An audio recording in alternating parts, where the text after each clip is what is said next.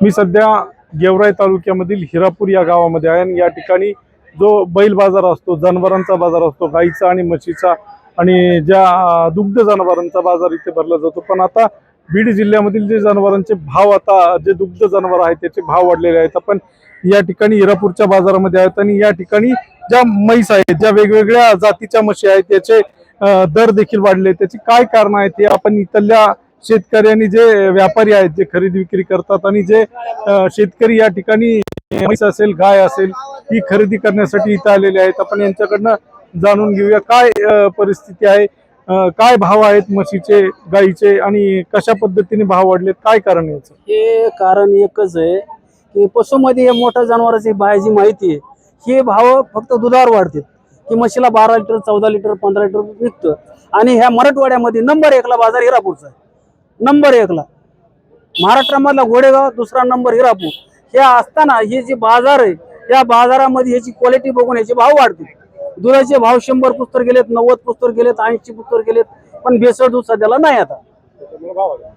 भेसळीमुळे ही भाव वाढलेत का? भेसळीमुळे भाव वाढे। भेसळ जर असता आमची ही म्हशी 1 लाखाची होती, 1.5 लाखाला नसती निघली। आज समजा ओरिजिनल दुधाला 100 रुपयाचा भाव लागला, म्हणूनच या म्हशीचे भाव वाढे आता।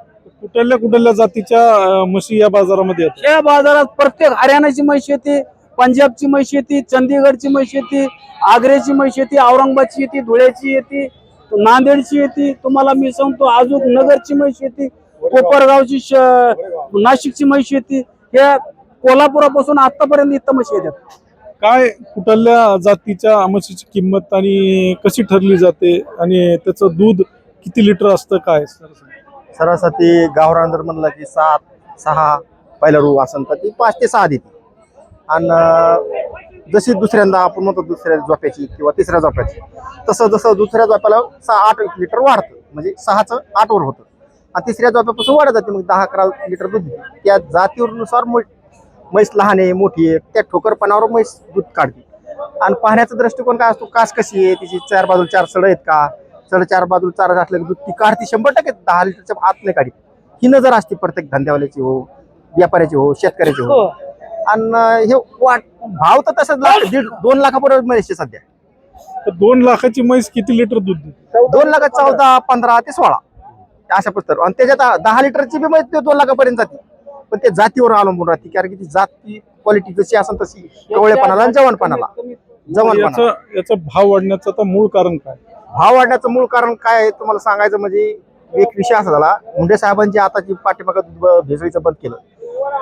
महाराष्ट्रामध्ये महाराष्ट्रातच खूप भारतात तर लांबच राहिले, महाराष्ट्रामध्ये इतकी भेसळ होती, 50%ला 50%च भेसळ होती। त्याच्यामुळे शेतकऱ्याला भाव असा की शेतकऱ्याला कुठं काही मिळतं, दही करायचं नाही तर ताक करायचं, ह्याच्या पलीकडे शेतकऱ्याला काहीच उपाय नव्हता। मग त्यांनी एक इफेक्ट झाला, हर एक जनावर सांभाळणं, शेतकरी वर्ग म्हशी सांभाळायला एक वळायचा बंद झाला। आणि बरेचसे जनावर ह्या मागच्या गेल्या वर्षी कटाईलाच गेले।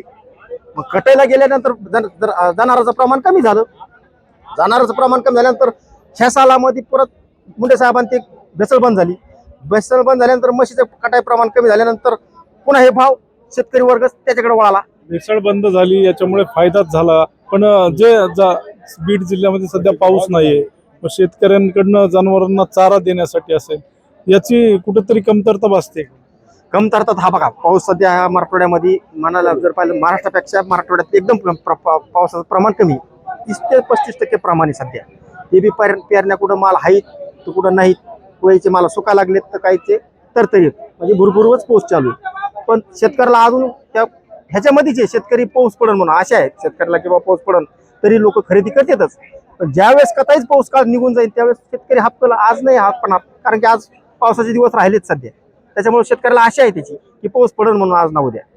एवढ्या मोठ्या महागाची म्हैस घ्यायची 1.5 लाख रुपयाची, आज तिथं चाऱ्याचा प्रश्न असला किंवा पाऊस नाहीये त्यामुळे चारा मिळत नाही, मग त्यासाठी काय उपाययोजना करतात? आता उपाययोजना काय समजा, ते आता म्हैस घ्यायची म्हणल्यावर त्या अगोदर शेतकरी चारा तयार करतो ना, थोडंफार बागायती क्षेत्र असते, मग त्याच्यात ते चारा तयार करणार, कडबा आणून ठेवणार, सोयाबीनचं भुसकट असते, चारा तयार झाल्यानंतर शेतकरी मग म्हशीकडे बोलतो।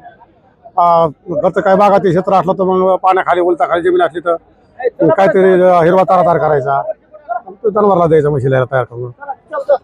ही सध्या बीड जिल्ह्यातली परिस्थिती आहे आणि ज्या दुग्ध म्हशी आहेत त्यांचे भाव आता लाखापासून ते 2 लाखापर्यंत आहे आणि ही कमीत कमी दूध देणारी म्हैस जे म्हणलं जातं तरी 15 लिटरच्या आसपास एक म्हैस दूध देते. पण आता बीड जिल्ह्यामध्ये हे दर आता वाढलेले आहेत की जी भेसळ दूध होतं याच्यावरती आता कुठंतरी शासनाकडनं लगाम लावले आणि त्यामुळे हे दर वाढलेले आहेत आणि ज्या दुग्ध जनावरांचे देखील दर यामुळे वाढले आहेत. पण शेतकरी यामुळे सुखावलेला आहे. शेतकऱ्याला दुधाचा भाव देखील जास्त मिळतोय. LS मराठीसाठी दीपक जाधव, बीड.